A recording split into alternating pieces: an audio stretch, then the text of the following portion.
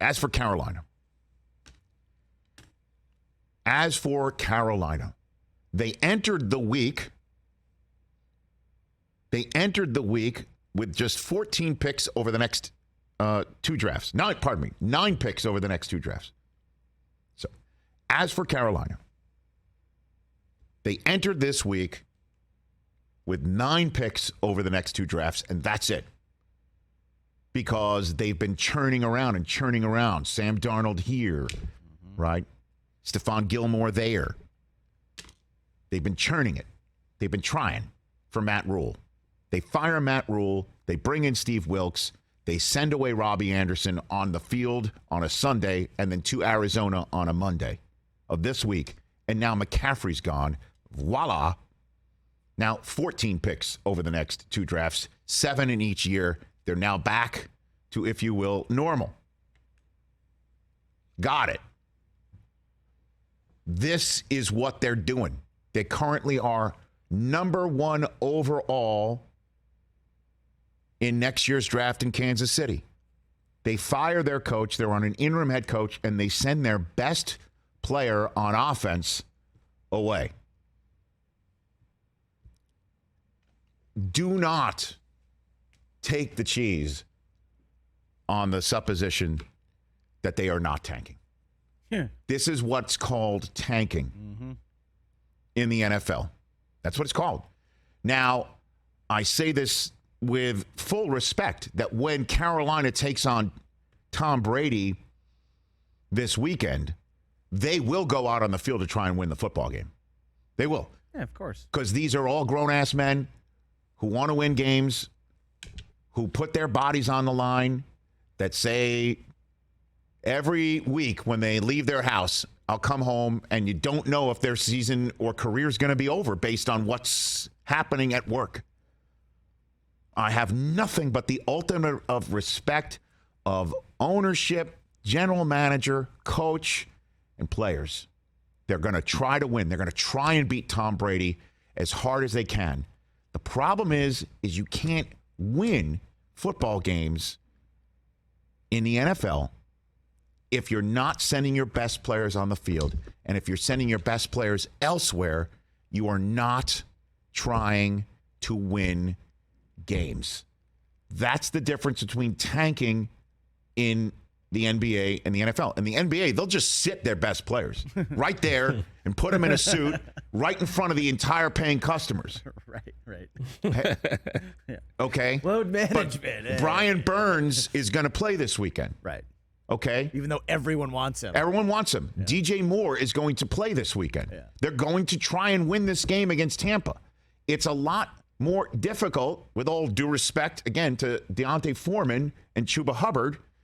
It's a much more difficult to beat the Bucs without Christian McCaffrey. So the Panthers will go about their business to try to win games. But you don't do your best to win the games if you're sending your players away. You're just, trying to not win, as opposed to tanking completely in front of everybody. The Panthers right now, as I said, they are atop the draft order. Number 1. And they're 1-5. And it's difficult. But they're only 2 games behind the leaders of this division. And the Saints are 2-5. You've beaten the Saints already with a win this weekend. You're 2-5. Brady's 3-4. Atlanta's in Cincinnati. Atlanta could be 3-4. And you're 2-5. And you're not in last place. And suddenly, what would happen there if the Saints are in last place and let's say Vegas and Detroit also win? The Saints could be atop the draft board, number 1 overall, and that would make Philadelphia number 1 because Philadelphia owns the Saints pick. The Eagles could potentially be. Okay, because I don't know about strength of schedule and how this sort of works out just 7 weeks into an NFL season as to who has a tiebreak over whom. But the Eagles could sit on their bye week as the lone remaining undefeated team in the NFL and emerge from their week off, Number 1 on the draft order.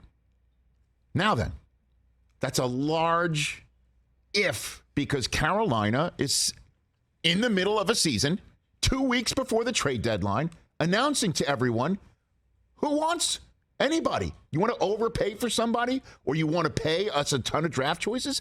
Sold.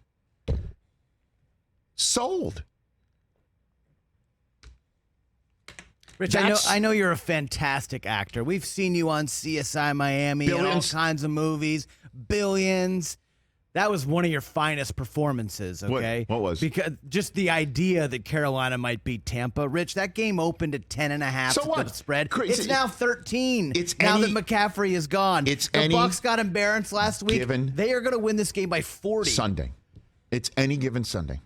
Your finest performance. Thank you. I'm just pointing out, though, what is possible. Sure, of course. You're telling me what's most likely, since this is a Friday, what's more likely. Like that's 99% most correct. likely.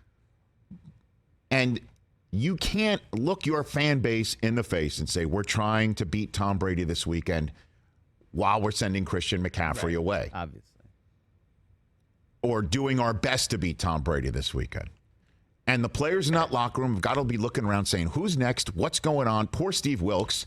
He gets one and done in Arizona. Now he's left with this. You try and win games here, Steve. You sell to the locker room. Let's go beat Tom Brady without Christian McCaffrey, as McCaffrey is now hanging out in his penthouse in San Francisco, right? For a team that everybody thinks can win the Super Bowl. He's sitting there hanging out with the Shanahans and the McCaffreys all together, raising a glass like it's St. Patrick's Day. And they're sitting there 1-5, wondering who's next? Where's it going? So the Panthers will definitely say it's not a fire sale. We're not doing that. But they just sent away Christian McCaffrey prior to taking on a Bucs team that if they win, they're only one game behind. So they're looking at C.J. Stroud. They're going to see what Ohio State looks like against Iowa this weekend and do their best to beat Brady, the Michigan man, the next day.